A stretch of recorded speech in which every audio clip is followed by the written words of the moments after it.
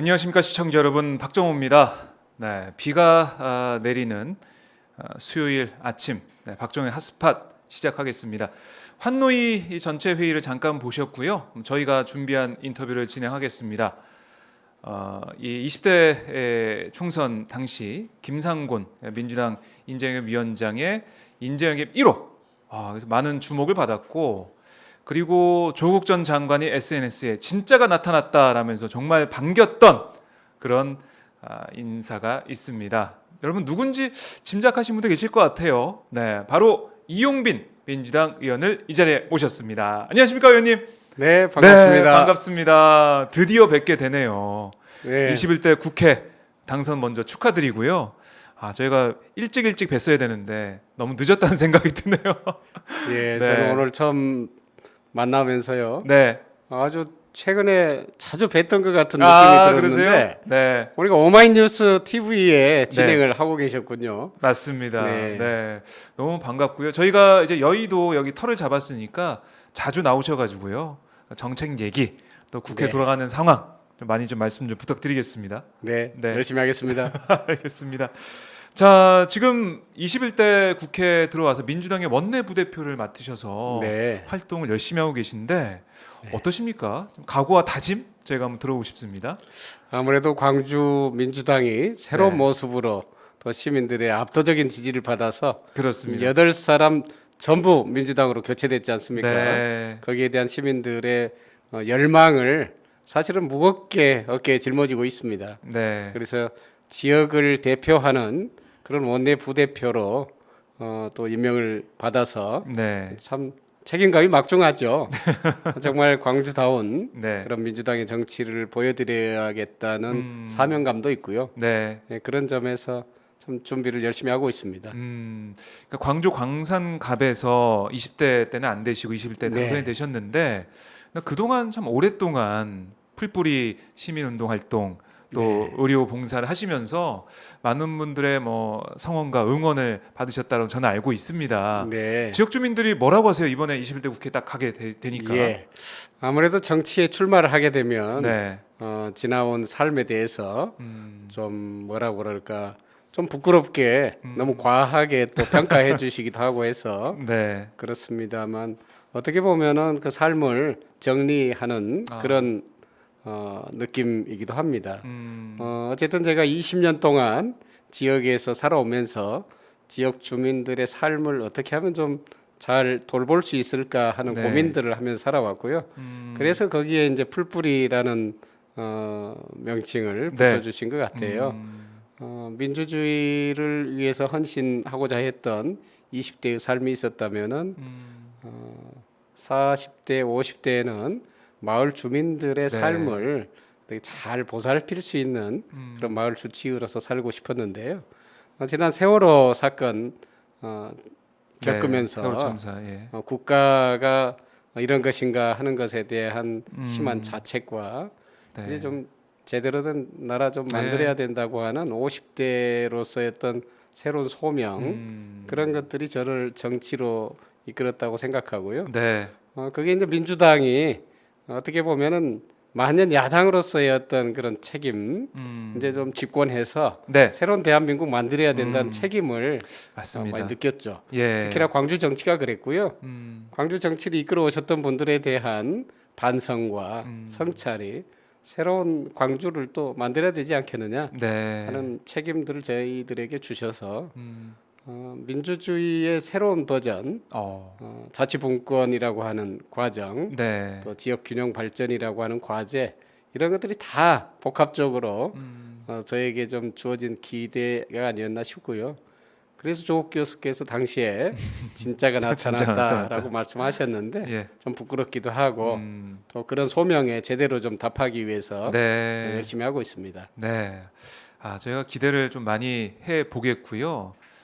국회의원이 되시니까 어떻습니까? 예전에 뭐 이 마을에서 활동하실 때랑 비교해 보면은 너무 바빠지셨죠? 네, 그렇습니다. 네. 사람들이 좀 흔히 그 국회의원 되시는 분들에게 네. 가장 많이 말씀하시는 게 초심 변하지 말아라 하는 그렇습니다. 말씀 많이 하시는데 그 초심이라는 게 결국은 마을 주민들의 기대가 아닐까 싶어요. 네. 그런 기대를 한 몸에 받고 그분들의 표를 받아서 당선이 됐는데 나중에는 어떤 권력지향적으로 모습을 보여주거나 네. 자신만의 어떤 정치 마이웨이를 가는 사람들도 많지 않습니까? 그렇습니다. 그런 점들에서 비춰볼 때 네. 이제 저는 어찌됐든 새로운 여망을 받아서 당선되었기 때문에 그분들의 뜻이 뭔지 네. 오직 시민만을 보고 가겠다 하는 약속드렸고요. 네. 최선을 다할 예정입니다. 알겠습니다. 아, 각오와 다짐이 대단하십니다. 이 초심 변하지 않고 쭉 가기를 저희가 지켜보도록 하고요. 네. 지금 소속 중인 상임위가 과방이죠? 그렇죠. 네, 과방위. 네, 국회 운영위 이게 두 개 상임위에서 활동하고 계신 것 네. 같은데 어떠세요? 과방위 지금 뭐 초반인데 네. 어떤 뭐 활동을 하고 계신다고 저희 볼 수가 있을까요? 네. 아마 우리 국민들께서는 과방위 그러면 그게 뭔가 하실 것 같아요. 네. 또 두 번째로 비인기 상임위 그러면 과방위도 아, 그런가요? 꼽히더라고요. 네. 저도 사실은 과방위가 뭔가 했습니다. 무슨 뜻이냐면은 워낙에 여러 분야들을 좀 함께 포괄하고 있어서 네. 과학, 기술, 정보, 방송, 통신. 아, 네. 길어요, 이름이. 길어요. 그래서 이게 순서도 제가 잘 못 외웠거든요. 네. 특히나 여기에 이제 방송이 들어가 있지 않습니까? 그렇습니다. 그래서, 요즘 굉장히 또 화두가 되고 있습니다. 네. 이 과방위에 제가 지원을 했거든요. 음. 과방위 지원을 한 이유는 정치가 해결해야 될 부분은 무엇보다도 첫 번째가 먹거리 아니겠습니까? 네. 결국은 일자리의 문제고요. 일자리 문제. 예. 예, 그래서 이 광주가 그동안 지역 국가 전체적으로 보면 좀 소외되어 있었다라고 많이들 이야기하고 있는데 그 중에서도 결국 과학 기술 R&D 분야에 있어서도 많이 소외돼 있었어요. 네. 최근에 AI 클러스터를 광주에 유치하면서 네. 그런 부분들이 미래 먹거리 산업으로 대단히 중요할 것이라고 여겨져서 사실 제가 보건복지위에 더 전문적인 영역이 사실은 있습니다만은 그렇죠. 네. 지역의 열망을 해결하는 것이 첫째라는 생각을 해서 과방에 지원을 하게 됐습니다. 네. 운영위는 이제 원내 대표단이시니까 그렇죠. 들어가게 되신 건데 네네. 오늘 오후에 열리게 되지 않습니까? 예, 그렇습니다. 통합당과의 좀 여러 가지 네. 뭐 설전 이런 게 좀 예상이 되고 있는데 국회 운영위도 정말 중요한 상임위 중에 예. 하나죠. 네. 아무래도 운영위가 그 소관 부서가 국회, 그리고 네. 청와대, 청와대, 또 뭐 인권위도 인권위가 있고요. 있고요. 아무래도 그 칼끝을 국회와 또 청와대에 겨누고 있는 거 아니겠습니까? 그렇죠. 야당에서는 예, 그렇겠죠. 그 운영위가 상당히 중요할 것 같아요.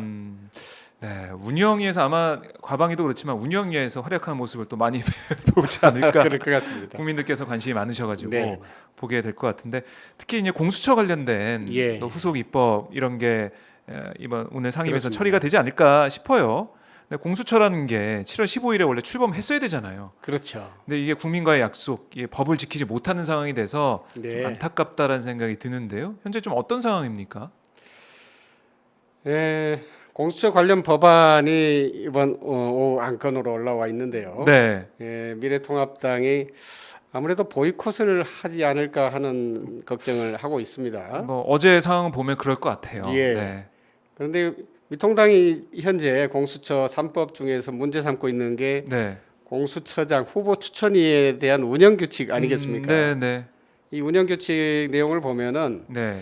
교섭단체를 지정해서 위원 추천을 요청할 수 있다라고 하는 조항이 있거든요. 네. 결국 야당의 추천 권한을 이 법안 자체가 무력화시킬 수 있다고 반대하고 있는데 제가 보기에는 법안을 잘못 이해하고 있는 것 같아요. 예. 예, 정말 답답하죠. 이 네. 공수처 설치법에 따르면 네. 여당 외 교섭단체가 2명을 추천하도록 명시를 하고 있습니다. 그렇습니다. 근데 현재 원내 교섭단체는? 여당 네. 외 교섭단체는 미래통합당 미통당뿐이죠. 네. 예, 당연히 미통당이 이 교섭단체로서의 권한을 할 수가 있는 거 아니겠습니까? 그래서 그거는 바뀐 게 아니잖아요. 그렇죠. 그렇죠. 그것을 반대할 이유가 없죠. 음. 네, 명분을 좀 잘못 선택하고 있는 것 같고요.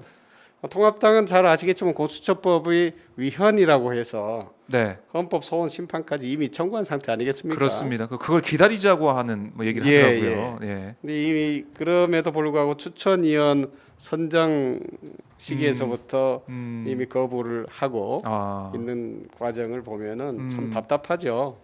답답하다. 네, 뭐 여기에 대한 또 설전이 벌어지겠네요, 오후에는. 네, 그럴 것 같습니다. 네.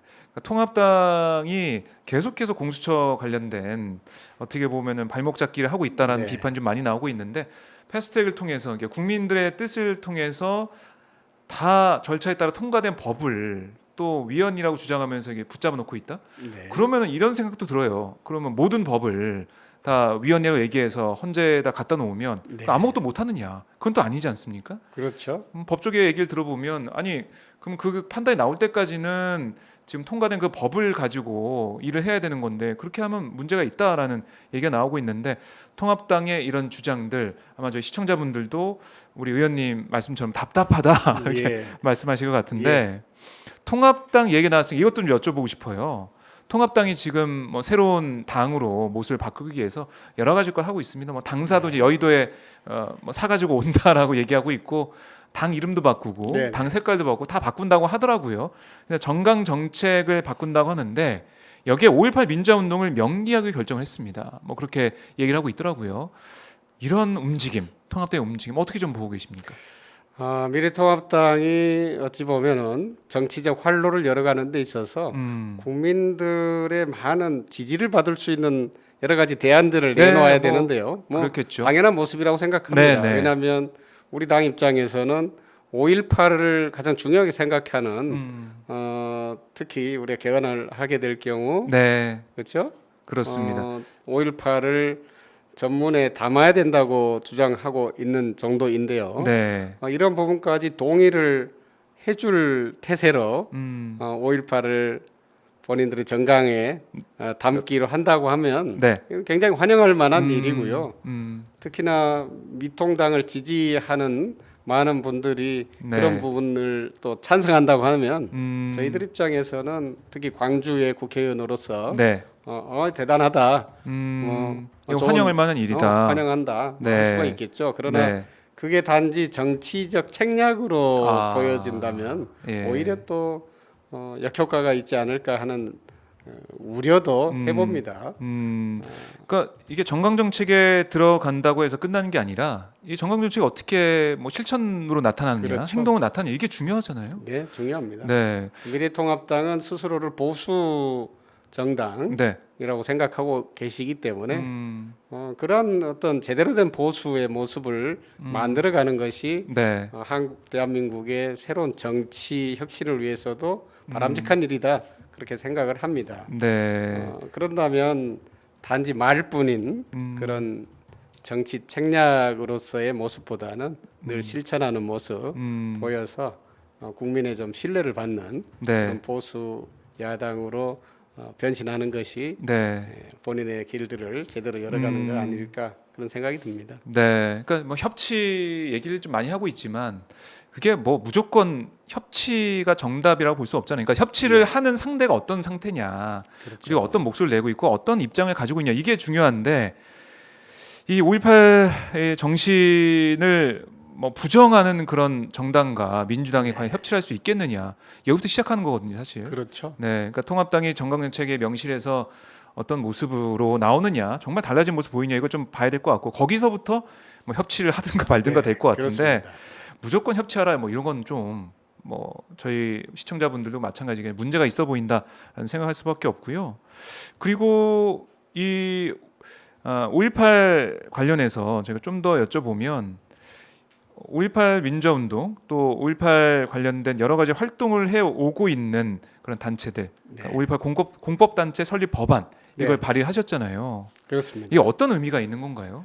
5.18의 그 진상 규명과 네, 그리고 역사 왜곡에 대한 처벌 음. 이런 것들을 명문화해서 법안을 하는 것도 대단히 중요합니다만 네, 실제 5.18 당사자들의 명예를 네, 좀 제대로 회복시켜 드리는 일도 대단히 중요하죠.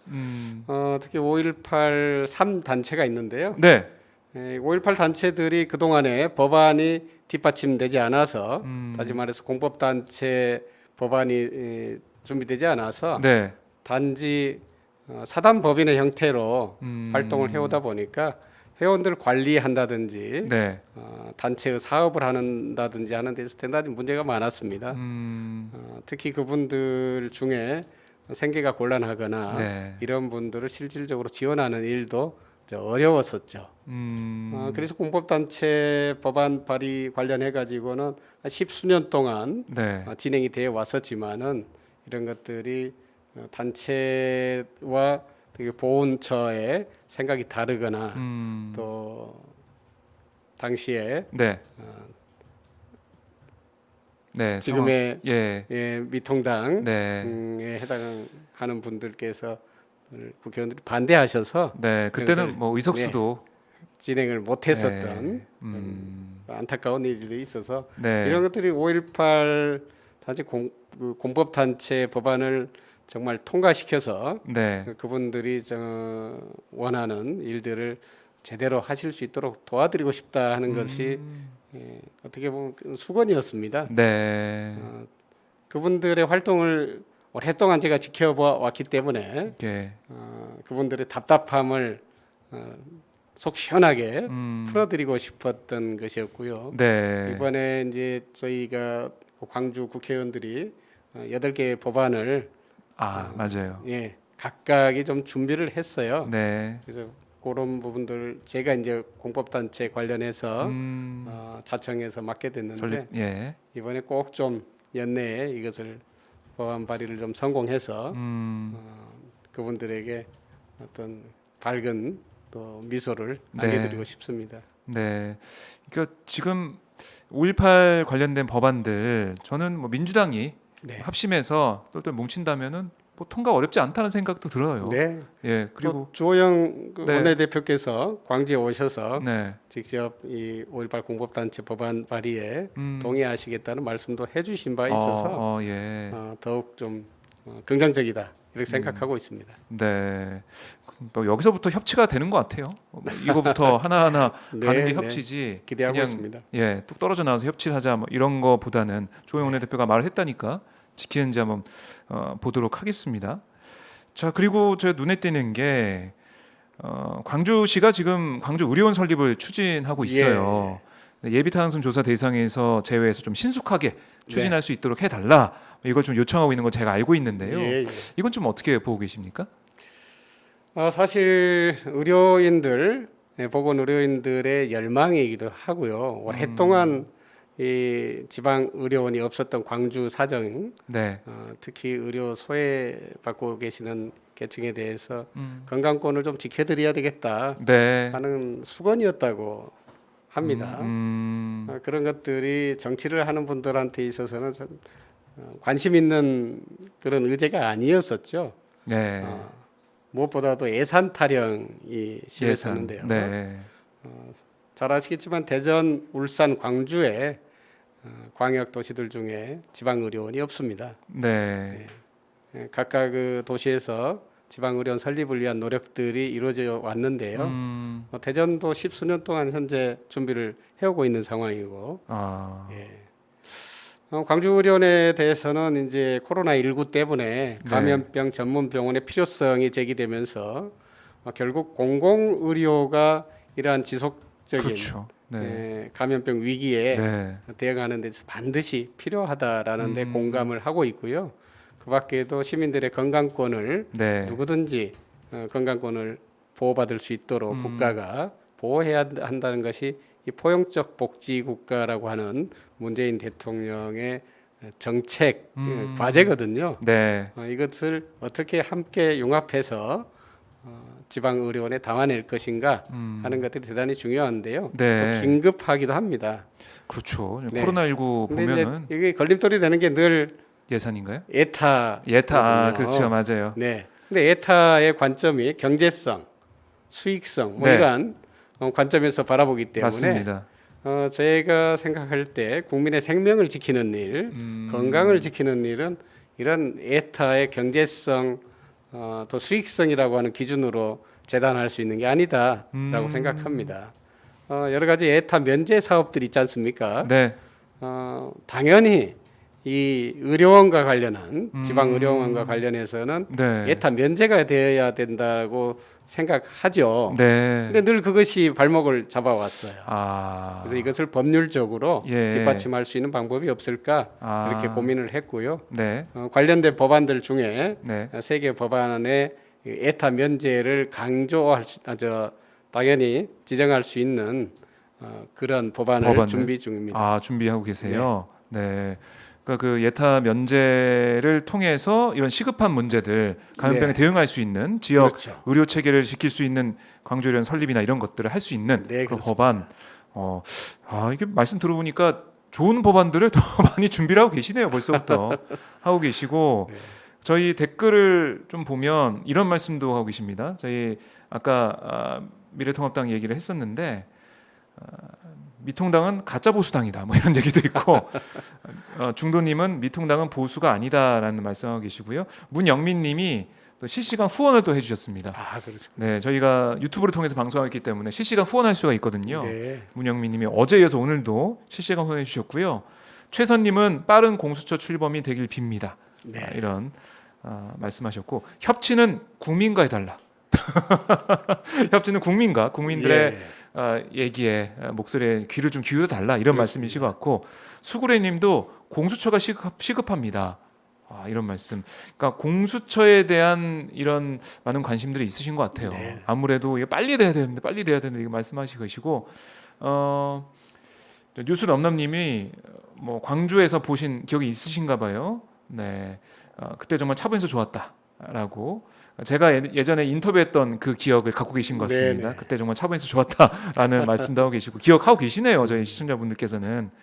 자, 그리고 뭐 검찰을 해체해라 이런 말씀도 계시고, 그러니까 이런 저희 국민들 시청자분들의 말씀을 들으면 우리나라 대한민국이 빨리 바뀌고 나라는 나라 좀 바뀌고 있지만 그래도 선출되지 않은 권력들 특히 검찰 권력에 대한 비판적인 목소리가 많다라는 것을 그렇습니다. 느낄 수가 있습니다. 아마 의원님께서도 이 부분을 많이 알고 계실 것 같은데요. 저희 의정 활동 지켜보면서 제가 중간중간 확인 점검을 하겠습니다. 감사합니다. 그리고 제가 또 눈에 띄는 게 뭐냐면 다음 달 5일에 토론회를 하시더라고요. 네. 근데 이 토론회가 좀 생소합니다. 제가 볼 때는 주제가 섬 데이터 댐 관련 토론이에요. 네네. 저는 이거 보면서 섬 데이터 댐 이게 뭐지? 그리고 의원님이 사실 광주 광산 갑 지역구 의원인데 왜 섬에 대한 말씀하시지 이런 생각이 들어서 좀 여쭤보고 싶었습니다. 이게 어떤 토론회인가요? 어떤 내용인가요? 네네. 요즘 디지털 뉴딜 이야기하면서 예. 데이터댐이라는 용어가 맞아요. 비교적 생소하긴 하지만 많이 들으실 거예요. 그러면서 좀 빅데이터 알려줬죠. 관련해서 네. 이 데이터댐은 우리가 앞으로 이 데이터댐을 통해서 많은 먹거리를 생산해낼 수 있을 거라는 희망을 가지고 있습니다. 네. 결국 디지털 뉴딜의 일환인데요. 네. 대한민국의 서남단에 많은 섬들이 있지 않습니까? 네. 특히 신안은 천사의 섬이라는 말도 하잖아요. 네. 예. 천사대교. 섬이 1,004개 있다라는 이야기인데. 난 천사처럼 예뻐서 천사인 줄 알았는데. 그렇군요. 실제로 그렇기도 해요. 천사처럼 생긴 섬도 있을 겁니다. 네. 그런데 신안에 섬이 네. 몇 개가 있는지는 잘 모른다고 합니다. 아직도 모르는 건가요? 네네. 그럴 뿐만 아니라 우리 전국의 해안에 네. 섬이 몇 개가 있는지 잘 모르고요. 심하게는 뭐 한 500개까지도 차이가 난다고 하니까 그렇다면은 우리가 국토 정보가 좀 부족한 거 아니냐. 그렇게 볼 수 그런 있겠네요. 생각이 들죠. 예. 그렇게 생각하면 이 국토에 살고 있는 우리 국민에 대해서 잘 모르고 있는 것이 되고요. 그렇죠. 몇 개인지 모르는데 국민들이 예. 잘 모르게 되죠. 그렇죠. 국민 자체도. 그럼 국가 정책의 수혜자가 되어야 될 국민에 대해서 이런 국토에 대한 데이터가 없는 상황에서 틀림없이 소외되는 사람들이 생길 겁니다. 네. 그렇다고 한다면 우리가 국토에 대한 정확한 데이터 정보를 가지는 것이 급선무 아니겠습니까? 네. 우리 헌법에서 이야기하는 국토의 개념을 이제는 데이터를 통해서 명확하게 할 시대가 됐다는 것이죠. 아, 그 중에서도 가장 소외되고 있는 게 섬입니다. 네. 섬 사람들이 소외되고 있고요. 그래서 이 섬 데이터가 네. 대단히 중요하다라고 하는 관점에서 어찌 보면은 빅데이터 사업의 네.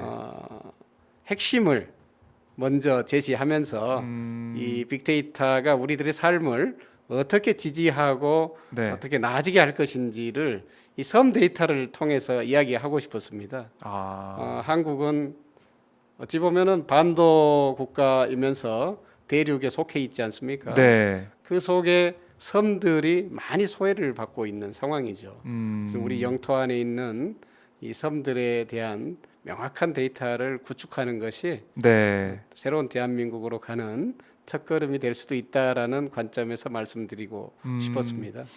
예. 그럼 섬 개수가 500개나 차이가 난다. 그럼 정말 이거는 큰 문제네요. 그 자체도 저희가 네. 좀 간과하고 있었다라는 생각이 들고 섬 하면은 그냥 대표적인 섬 몇 개만 생각하고 있었는데 그렇죠.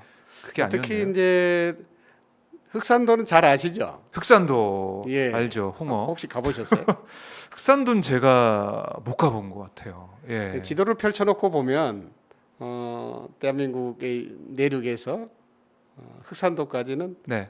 그렇게 멀어 보이지는 않아요. 지도를 펼쳐놓고 보면 네, 워낙 우리나라가 큰 나라가 아니기 때문에. 음, 그런데 흑산도에 사시는 분들은 굉장히 멀리 느끼고 계시거든요. 그런 일들이 왜 생길까 네. 하는 점들을 좀 생각해 보는데 음, 사실 흑산도에 네. 아주 가까운 네. 친한 동생이 있어요. 아, 예. 그런 인연으로지 섬 데이터댐을. 그래서 그 친구가 결국은 이제 섬 사람들의 애환 그런 것들이 어디에서 기인하는가 네. 하는 것들이 좀 천착을 한 것 같고요. 네. 결국은 국토 정보가 국토 정보. 정확한 것이 필요하다. 음, 그래야만 아까 말씀드린 우리 포용적 복지국가라고 하는 것들이 네. 구현돼 가는 과정에 있어서 그런 데이터 정보가 없다면 네. 예, 그걸 구현할 수 없는 거 아니겠습니까? 그러니까요. 네네. 지금 뭐 도시 같은 데는 정말 미세한 뭐 하나하나 정보가 다 구축이 돼 있잖아요. 네. 뭐 어떤 자연 환경인지 의료 환경도 어떻고 교통도 어떻고 그렇죠. 다 구축이 돼 있는데 섬에 대해서는 개수도 모를 정도니까 네. 너무 부족하네요. 그렇습니다. 그런 정보나 데이터를 바탕으로 섬에 살고 있는 분들의 뭐 복지나 네. 뭐 이른바 섬살이 같은 것도 잘 할 수 있게 만들어주고 우리가 도와줄 수가 있는데 기본적인 데이터가 없으니까. 그렇죠. 음, 이제 섬에 살고 계시는 우리 국민들의 삶도 삶이지만은 네, 그분들과 소통하고 또 자원을 교류하고 음. 이런 과정에서 국부가 더 늘어나는 거 아니겠습니까? 네, 그런 것들을 다 돌보기 위해서는 이 섬 데이터가 네. 대단히 중요합니다. 그 데이터가 좀 만들어지면 네. 저도 그 데이터를 좀 보면서 흑산도도 좀 가보고 저희 시청자분들도 섬에 대한 관심을 더 많이 가지실 것 같은데 이제 코로나19 때문에 이 해외여행 못 가잖아요. 네, 네. 제주도가 진짜 많은 분들이 가는 그런 다시 관광명소가 된다고 하는데 이렇게 많은 섬이 있다면 이 섬들을 또 잘 가꾸고 우리가 예. 잘 알게 되면 가서 찾아가서 그 섬 주민도 만나보고 네네. 섬의 특산물도 먹어보고 그게 뭐 해외여행보다 더 좋은 여행이 될 것 그렇습니다. 같은데 그 첫 걸음으로 바로 이 섬 데이터댐 네. 이게 중요하군요. 그럼 토론을 통해서 먼저 뭐 전문가들 얘기도 좀 들어보고 예. 실상도 좀 알아보고 그렇게 하시는 거네요. 예. 무엇보다 그 네. 지역의 지역구 국회의원이신 네. 이 서삼석 아, 의원님하고 네.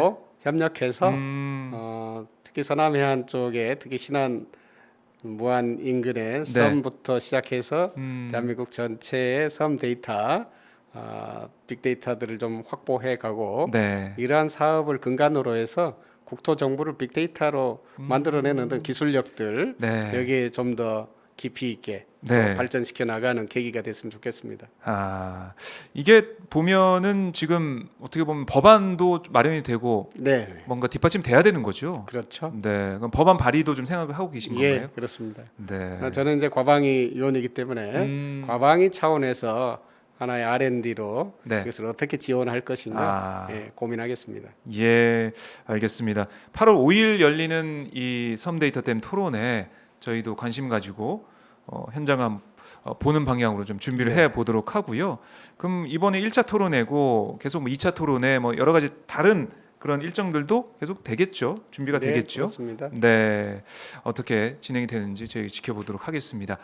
자, 오늘 우리 이용빈 의원님 모셔서 말씀 많이 들어봤는데 쭉 들어봤는데 글쎄요. 공수처 얘기부터 해서 광주 민주화운동 5.18 대한 얘기 또 섬 데이터 댐 얘기까지 쭉 나눠봤습니다. 의원님 좀 자주 나오셔야겠어요. 왜냐하면 네, 제가 이렇게 아젠다를 좀 듣고 많은 생각을 해봤는데 제가 점검해봐야겠습니다. 네, 그렇습니다. 정기적으로 점검해서 어떻게 네. 진행되고 있는지 따져보고 확인해보고 네, 저희 시청자를 대표해서 네. 국민들 대표해서 이제 확인해보는 시간을 갖도록 하겠습니다. 네, 이렇게 지켜보는 분들이 계실 때 네, 더 열심히 할 수 있으니까요. 그렇습니다. 네, 네, 네. 관리 감독 감시를 오마이티 박종현 핫스팟에서 하도록 하고요. 이제 처음 나오셨으니까 저희 시청자분들께 이 카메라 보시면서 네. 뭐 인사 말씀 마지막으로 좀 해주시죠. 예. 네, 오늘 오마이 TV 어떻게 보면 국회의원으로서는 첫 출연인데요. 굉장히 생소하기도 하고 어떻게 보면 조금 부끄럽기도 하고 네. 그렇습니다. 준비되지 않은 모습 보여드리는 것 같아서 예, 민망하기도 하고 그렇습니다만은 초선 의원으로서 패기 하나만큼은 네, 예, 가장 당차다는 말씀드리고요. 무엇보다도 광주다운 정치가 무엇인지 늘 성찰하고 있습니다. 20대 때부터 꿈꿔왔던 사회 혁신과 그리고 미래 발전 전략을 시민 여러분들의 편에서 늘 시민과 함께 고민하면서 펼쳐가겠다는 말씀드리고요. 무엇보다 초심, 그러니까 재선 3선 고민하는 국회의원이 아니라 초선 4년 동안 국민의 삶을 제대로 바꿔가는 그런 국회의원 되겠다는 말씀드리겠습니다. 네. 아, 이 말씀 들어보니까 이 말씀대로만 하면 재선 3선도 문제가 없겠다. 이런 생각도 해보고요. 자, 문영민님이 이용빈 의원님 건강 잘 챙기시면서 일해주세요. 화이팅! 이런 아유, 댓글도 감사합니다. 달아주셨습니다. 네, 오늘 말씀 잘 들었고요. 다음에 네. 또 뵙도록 하겠습니다. 네, 고맙습니다. 고맙습니다. 네, 박수로 마무리하겠습니다. 네.